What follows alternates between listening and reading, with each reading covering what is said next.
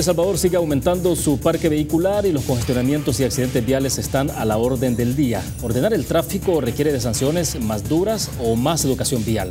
La respuesta a esa y otras preguntas aquí en 8 en punto. Bueno, como ustedes pueden inferir, nuestro tema principal esta noche tiene que ver con la accidentabilidad, los infractores y la educación vial en el país. Bienvenidos a 8 en punto, buenas noches, gracias por estar con nosotros. Queremos agradecer que nos acompañan en nuestros estudios la comisionada Verónica Uriarte. Ella es jefa de la División de Tránsito Terrestre en nuestro país. Comisionada, bienvenida, buenas noches. Buenas noches, gracias por invitarnos. Excelente, también está con nosotros el subcomisionado Alex Lemus, él es oficial de la División de Tránsito Terrestre. Subcomisionado, un gusto, bienvenido. Buenas noches, estamos a la orden, gracias por la invitación. Bueno, excelente. Vamos a comenzar entonces varios temas en la agenda y que todo llega alrededor de la situación vial en el país. Comisionada, claro, hay un tema muy, digamos que ha estado muy fuerte en los últimos días y que tiene que ver, obviamente, hay una situación de accidentabilidad que está repercutiendo sobre el número de muertos, lesionados, y eso es el tema de estadísticas que tenemos que abordarlo, ver las causas de todo esto, un poco cómo se puede corregir, pero vimos en las últimas semanas algo que ha llamado mucho la atención de todo el mundo y es el término de conductores de microbuses, de autobuses en este país conduciendo y con una acumulación de esquelas que uno, la verdad, se espanta, ¿no? O sea, por la cantidad de esquelas acumuladas.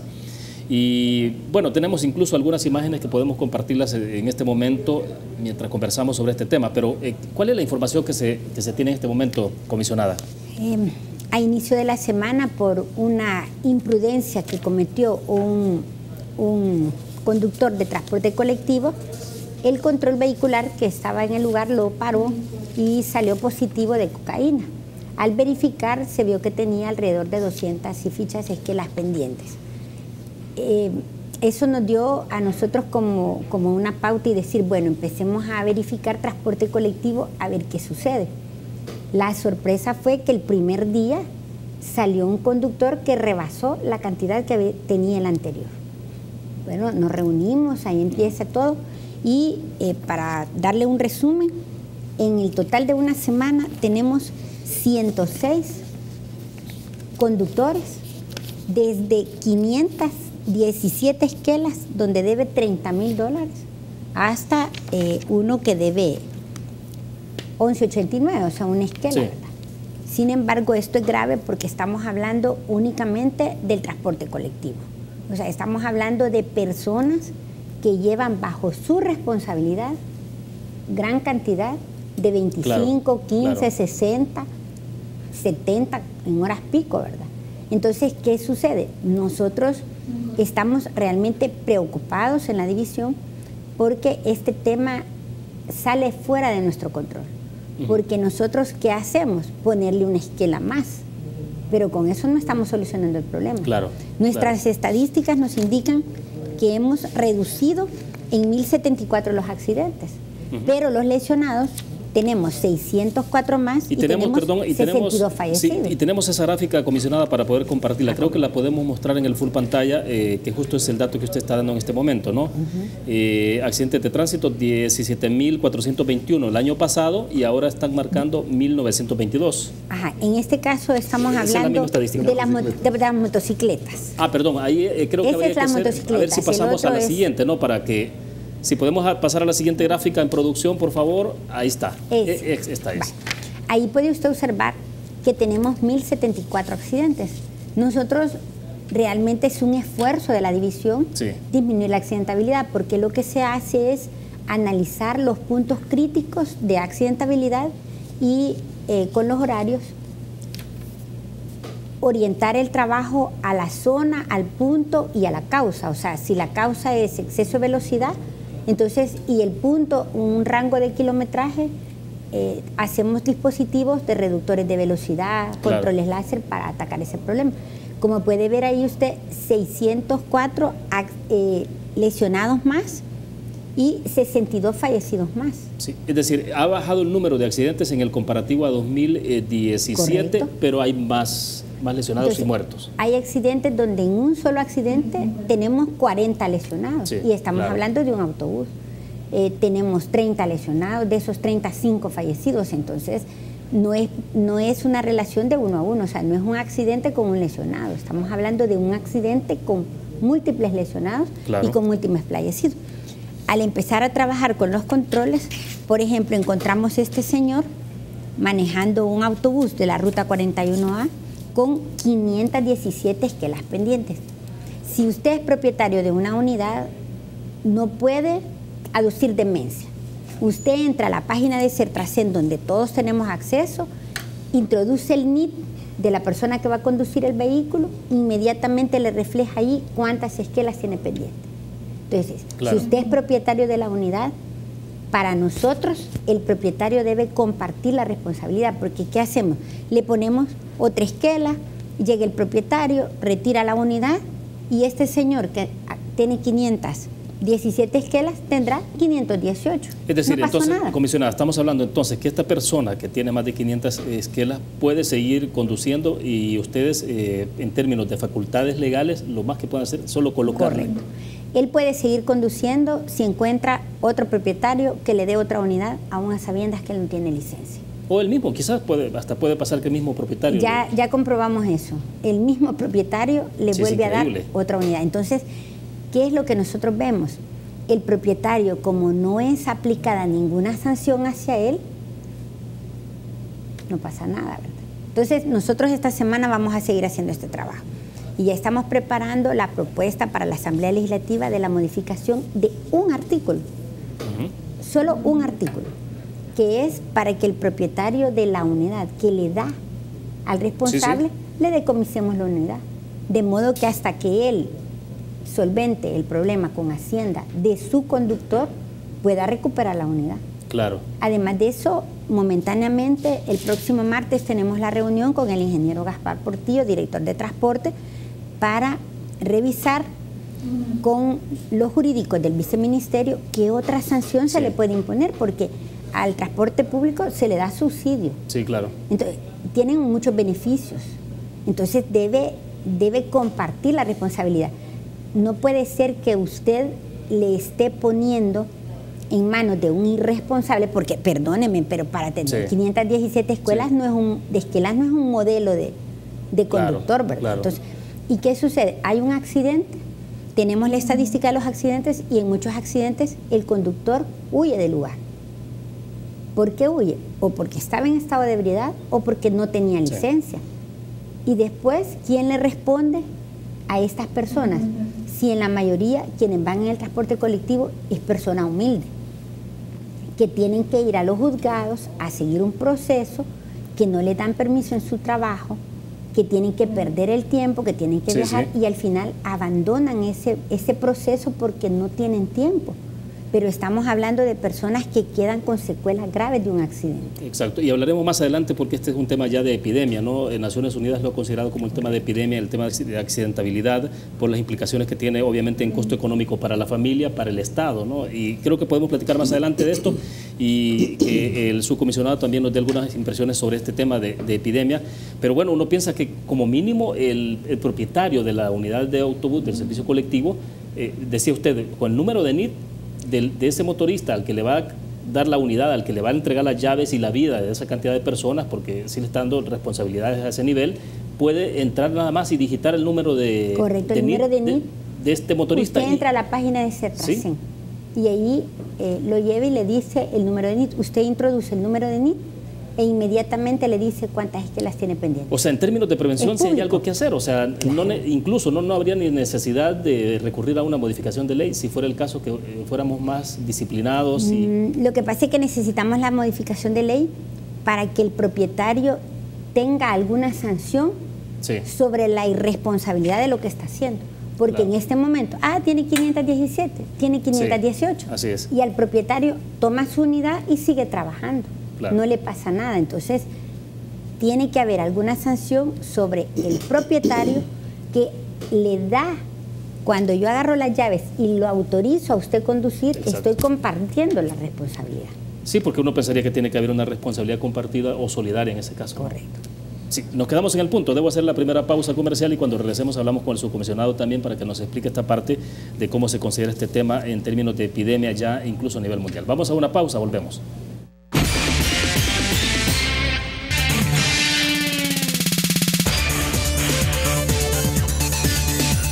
Banco Promérica cuenta con la garantía de rapidez en todas sus cajas, donde te atienden en 20 minutos o menos. Continuamos en 8 en punto. Seguimos hablando de este tema muy importante que tiene que ver con la seguridad de todos los que en algún momento determinado utilizamos el servicio colectivo de pasajeros y, bueno, en general los conductores en este país.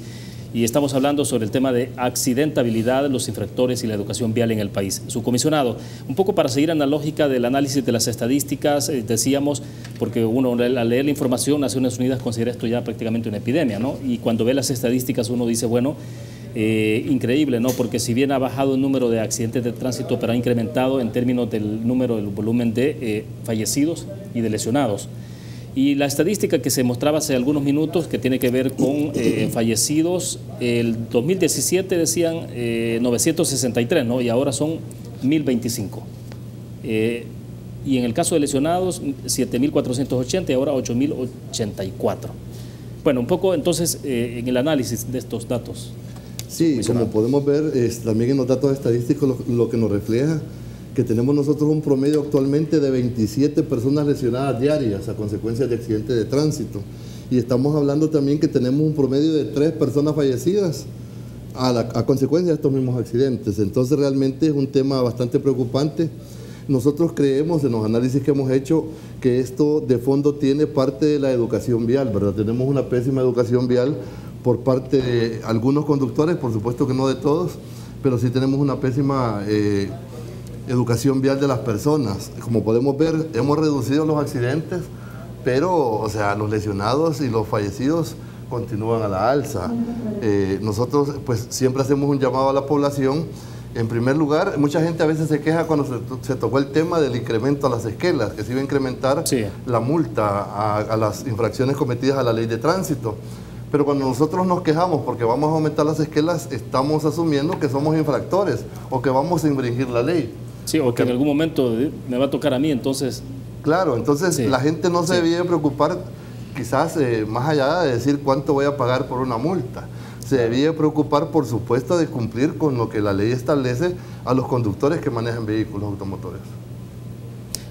Ahora bien, yo creo que tenemos ya listo en pantalla, porque nos decía la comisionada un poco qué pueden hacer los empresarios, ¿no? Como mínimo, incluso antes de poder establecer una reforma de ley, ahí está, esa es la página web de Sertracen.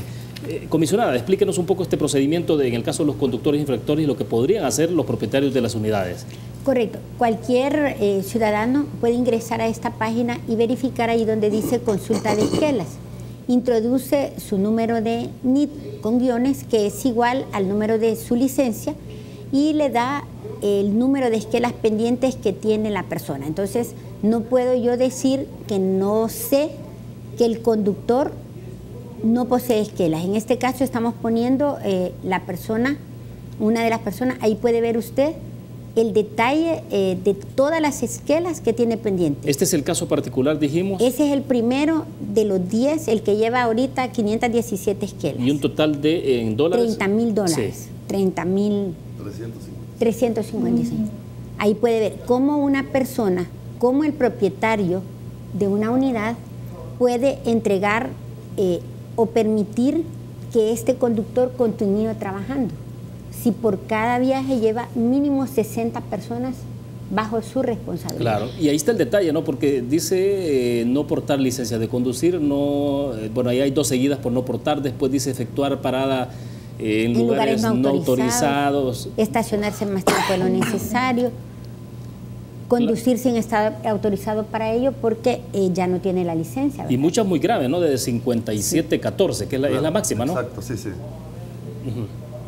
Entonces, como ve, el propietario de la unidad puede verificar todos los conductores que trabajan para él.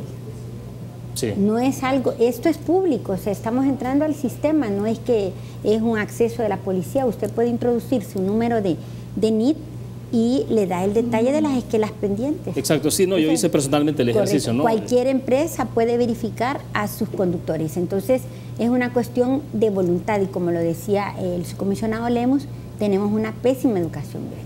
Entonces nos quejamos por ejemplo, nos quejamos del congestionamiento cuando sabemos que una calle ya está congestionada y generamos un accidente de tránsito, allí ya colapsa todo. Entonces este mismo ejercicio lo puede hacer cualquier persona introduce su número de NID y Claro. puede verificar la cantidad de esquelas. Ahora, Entonces, bueno, tenemos ahí un comentario también de un televidente. Vamos a ver si lo podemos mostrar en este momento para poder leérselo y tener alguna opinión de ustedes.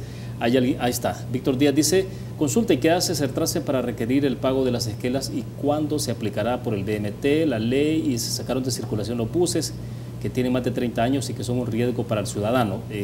pero, A ver, ¿hasta dónde hay posibilidades de que ustedes puedan opinar sobre por esto? ejemplo, estamos hablando de que usted puede hacer la consulta a Sertrasen. Como policía hacemos la consulta a Sertrasen y lo único que la ley nos faculta es a ponerle otra infracción, Sí, no más. no más. O sea, por ley le ponemos una infracción, el propietario se presenta y retira su unidad. Entonces lo que nosotros vamos a proponer, porque estamos trabajando en una redacción simple, fácil, y para no entrar en polémica vamos a proponer hoy solo un artículo, o sea, uno a la Asamblea Legislativa, donde queremos que sea sancionado el propietario que entrega esa unidad a una persona no autorizada y que ese bus sea decomisado, porque la única manera de asegurarnos que pague es estando decomisada la unidad, no las placas. Claro. Porque le quitamos las placas y luego encontramos el bus con otras placas o con unas provisionales, ¿verdad? Entonces no, la idea es decomisar el bus, aunque para nosotros implica una carga Sí. administrativa, pero asegurarnos que ese bus no sea retirado hasta que las esquelas sean pagadas. ¿Qué es lo que alega el propietario? Que las esquelas fueran puestas al conductor y no al propietario, como para decomisar Sí, la unidad. sí, sí. Pero ¿quién le dio a ese conductor el bus? Sí, El tiene que haber propietario. una especie de responsabilidad solidaria en esto, ¿no? Pues es asumir la responsabilidad. ¿Qué pasa cuando sucede un accidente? Ese conductor que no tiene licencia se va del lugar, huye del lugar, porque no se le puede aplicar la ley del FONAT porque no tiene licencia, entonces lo vamos a detener, ¿verdad? Entonces, al final es una cadena de problemas y por último tenemos los lesionados, los fallecidos sin una responsabilidad civil de apoyo económico para poder salir adelante con los gastos médicos o los problemas que lleva una discapacidad luego de un accidente de tránsito. Y como le decía, tenemos 106 motoristas en una semana, porque empezamos el lunes así como a probar, ¿verdad?, qué pasaba en esta zona, qué pasaba en otra zona, y al final de la semana tenemos 106 conductores. No puede ser que la vida de los ciudadanos esté en manos de personas irresponsables. Entonces, claro, ¿cómo vamos a lograr disminuir esta cantidad de lesionados y esta cantidad de fallecidos si en un solo accidente tenemos 25, 30, 20 lesionados? Sí, aquí se hace una consulta y es porque, por ejemplo, en el caso de Sertrasen, porque a los conductores particulares, por ejemplo, no nos refrendan la tarjeta de circulación o la licencia si debemos una esquela. ¿Y cómo es que hay, dice Cafres, que entonces deben esta cantidad de las porque que se ya hablan? no refrendan licencia, o sea, andan trabajando sin licencia.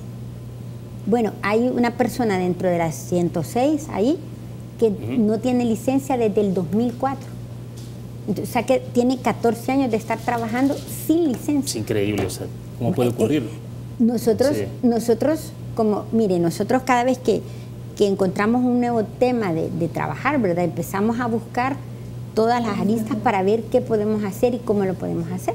Y al empezar a verificar, por ejemplo, tenemos semanalmente, se informa al BMT de los accidentes de tránsito de autobuses, microbuses.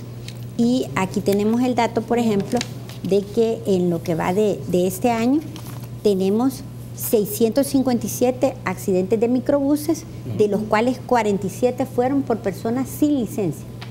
Tenemos 1016 accidentes, 1077, perdón, accidentes de autobuses, de los cuales 61 no tenían licencia.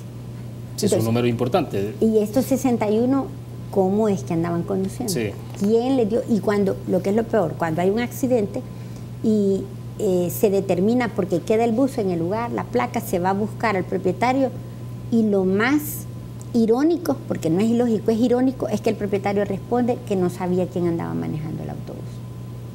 Así, con esa facilidad. No sé quién andaba el autobús. Ahora, y esta parte es muy importante, ¿no? Porque de repente entonces la población en un momento determinado, en términos generales y con poca información, puede tener una tendencia, a pesar de que aquí sí hay responsabilidad mucha de ustedes, de parte de ustedes, como aplicadores, en todo el tema de infracciones y lo demás, pero también tienen limitantes entonces.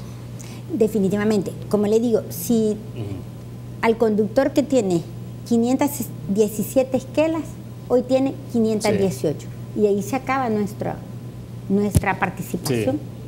Sí. Entonces nos sentimos amarrados, impotentes, porque estamos viendo lo que sucede, pero por una situación de ley, nosotros no podemos ir más allá de lo que la ley nos manda.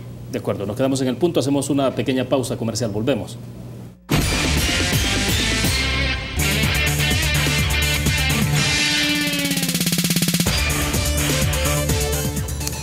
Comisionada Uriarte, antes de darle la palabra a su comisionado, ¿a cuánto es que asciende en cantidad, en dólares, la cantidad de esquelas hasta las que tienen registradas ustedes?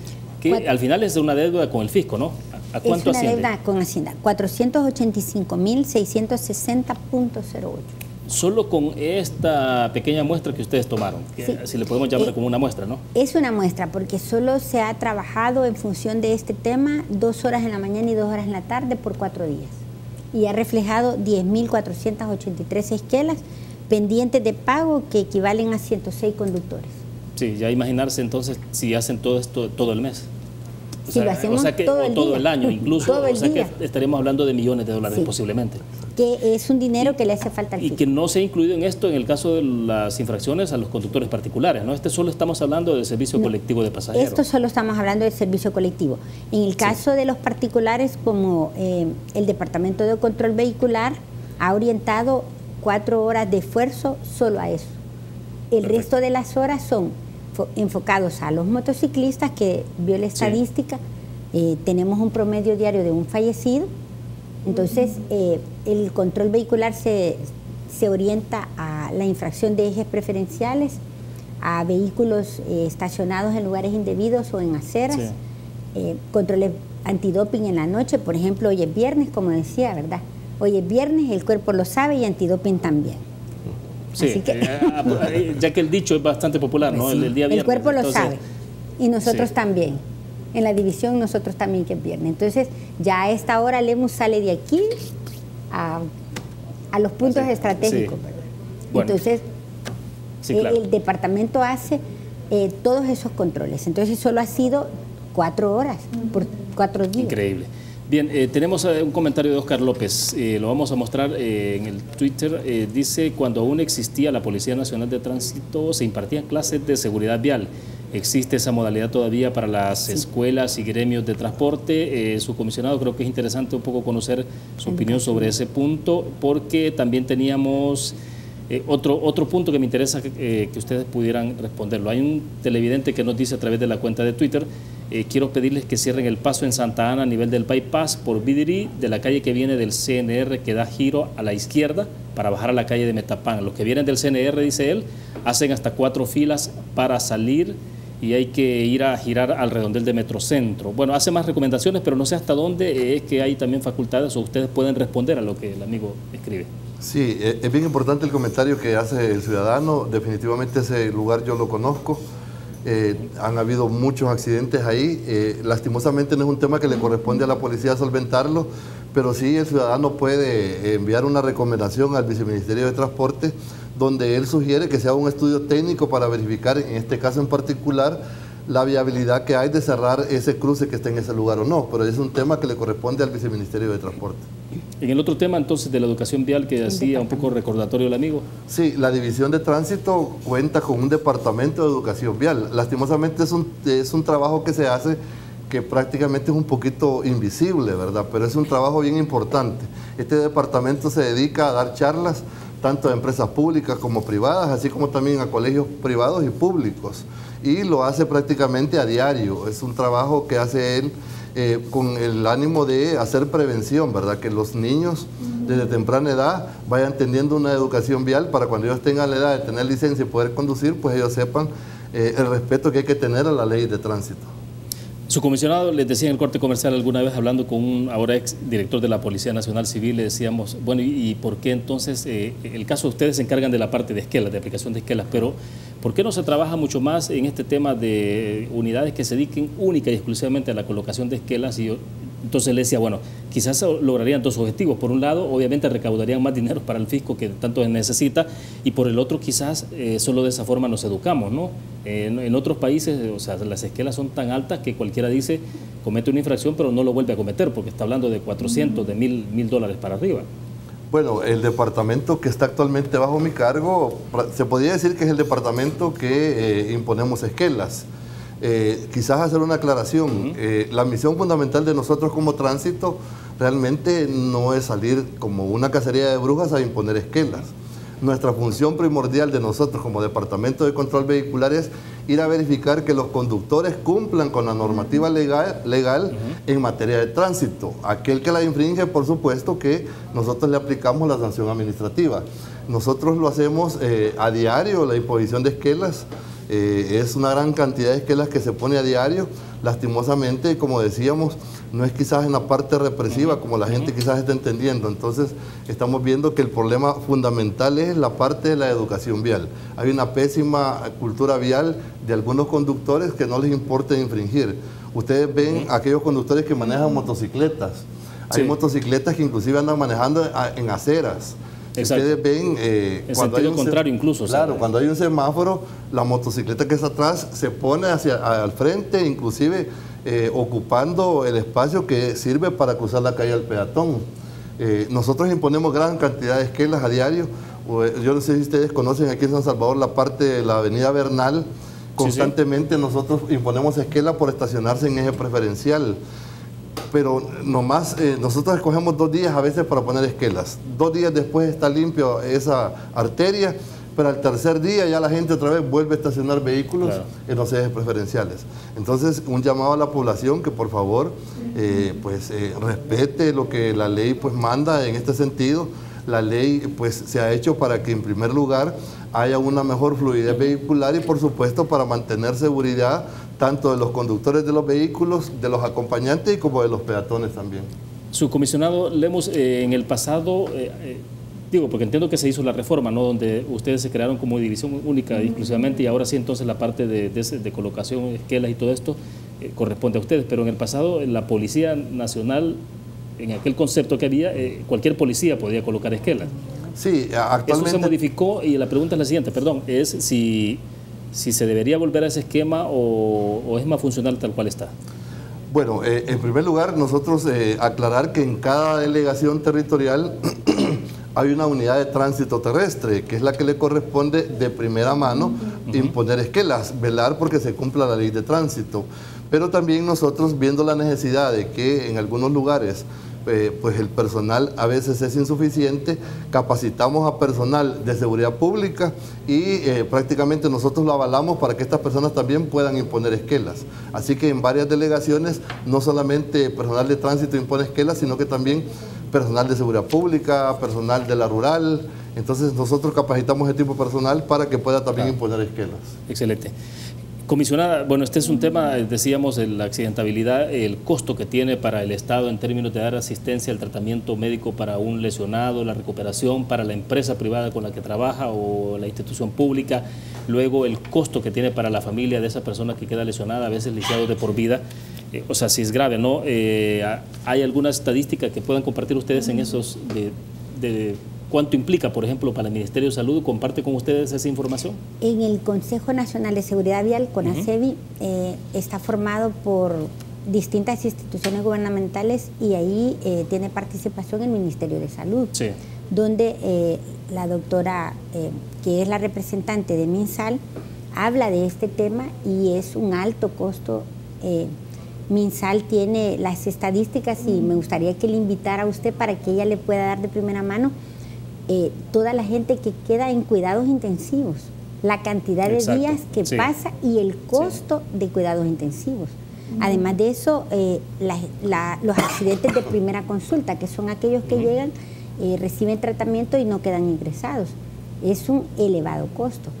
Cuando nosotros nos reunimos en el Consejo de Seguridad Vial, lo que buscamos es realizar acciones que minimicen esta problemática. Pero realmente debemos entender que cada accidente de tránsito, cada paciente le resta espacio a otra persona que tiene una enfermedad común, pues. Y no lo estamos entendiendo de esa manera, porque el accidente, si vemos las causas, las principales causas son causas asociadas a la persona. Por ejemplo, tenemos... No es precisamente por fallas del vehículo o del automotor. Por ejemplo, tenemos las 5 primeras causas. Una, invadir el carril. La segunda, distracción del conductor. La tercera, no guardar la distancia reglamentaria. La cuarta, no respetar la señal de prioridad. Y la quinta, la velocidad inadecuada. La ebriedad está en 8ª causa. O sea, un tema estrictamente de conducción de la unidad. De educación. De la persona, de educación. Por eso es que hablábamos nosotros de educación, porque estos temas van relacionados a la persona. Cada accidente es responsabilidad del conductor porque se distrajo, porque quiere recuperar el tiempo que salió tarde para llegar. Correcto. Entonces, y otro problema, el celular, ¿verdad? Exacto. Usted ve ahora, no solo contestar llamadas, mandar mensajes y hasta motociclistas chateando.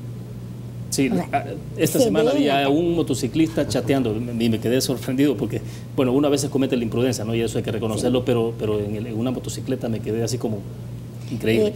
Sí, debo hacer una pausa, comisionada y su comisionado. Vamos a dedicar los últimos minutos que nos quedan para reflexionar en el tema de educación vial, que creo que es importante y ustedes están trabajando mucho en eso, que es el tema, ¿no? O sea, que tiene que ver mucho con la educación vial en este país. Vamos a una pequeña pausa, volvemos.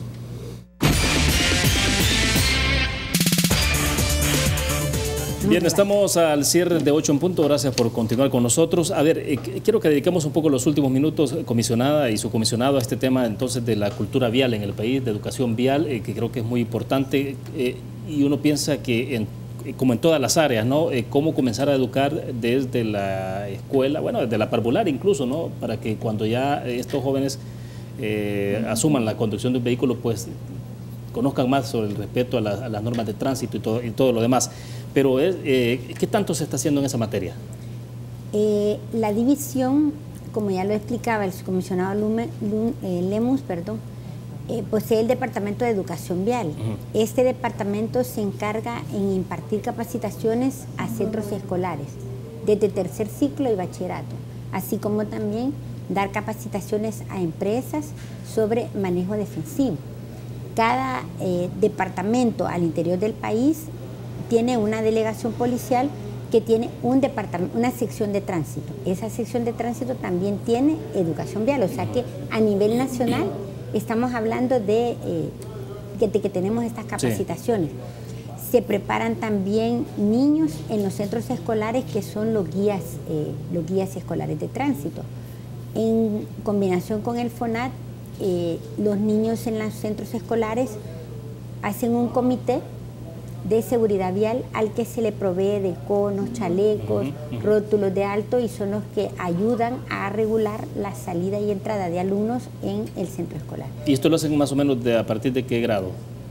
El equipo de seguridad vial es solamente bachillerato. Bachillerato. El equipo de seguridad, pero la capacitación se da a niños. Incluso hay eventos donde se llega a los kinder para enseñarle a los niños que sus papás no deben de contestar el teléfono, que sus papás o su mamá que va conduciendo debe usar el cinturón, para que sea el niño un reproductor de la educación. Claro. Y que él vaya creciendo con el respeto a la ley, ¿verdad? Y también se habla del estado de ebriedad. Ahí los niños manifiestan que van en su vehículo, ¿verdad? Y que su padre o su madre va conduciendo en esta ebriedad. Entonces buscamos que sea el niño el que le recuerde. Generar conciencia a través del niño. Sí. Y se hace desde kinder, parvularia, primer ciclo. Ya en bachillerato pues se hacen los consejos de seguridad vial. Perfecto. Su comisionado, ¿y debería esto ser parte ya de la currícula educativa? Porque no sé hasta dónde se ha incorporado como parte de la currícula. ¿Cómo es que actúan ustedes en el caso de una institución, de una educativa pública o privada? ¿Cómo actúan? Bueno, como usted decía, y creo que es bien importante que fuera parte de la currícula de los estudiantes, que el Ministerio de Educación pues propusiera este tema como una materia a incluir. Sí, claro. Para empezar a educar a las personas, a estos niños, pues van a ser los futuros conductores, personas que van a sacar su licencia y que van a conducir. Nosotros, pues a veces es a petición de las escuelas o a veces a iniciativa de nosotros visitamos las escuelas para dar esta capacitación. Pero sí bien importante, creo yo, que sería incluir una materia de tránsito o educación vial en los diferentes colegios privados y en las escuelas públicas también.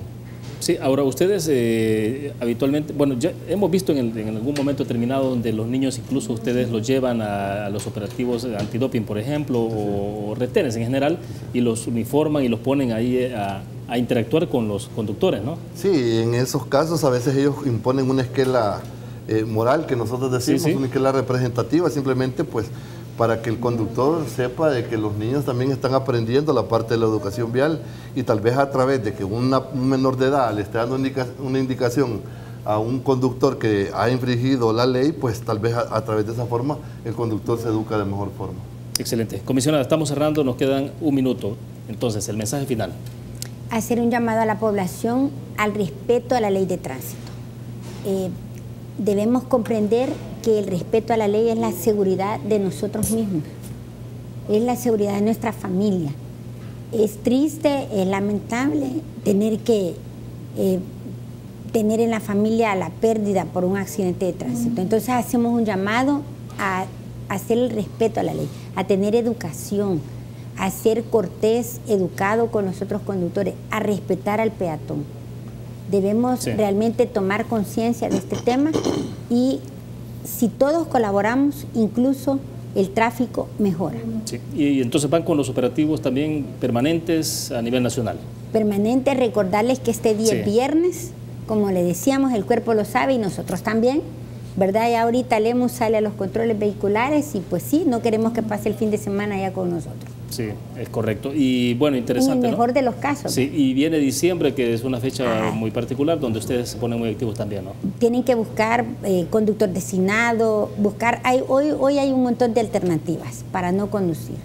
Ese es otro tema que tenemos nosotros ahí en el tintero con la asamblea, ¿verdad? Porque realmente Paz empieza con un hecho consciente de una decisión personal de ingerir bebidas alcohólicas sin manejar.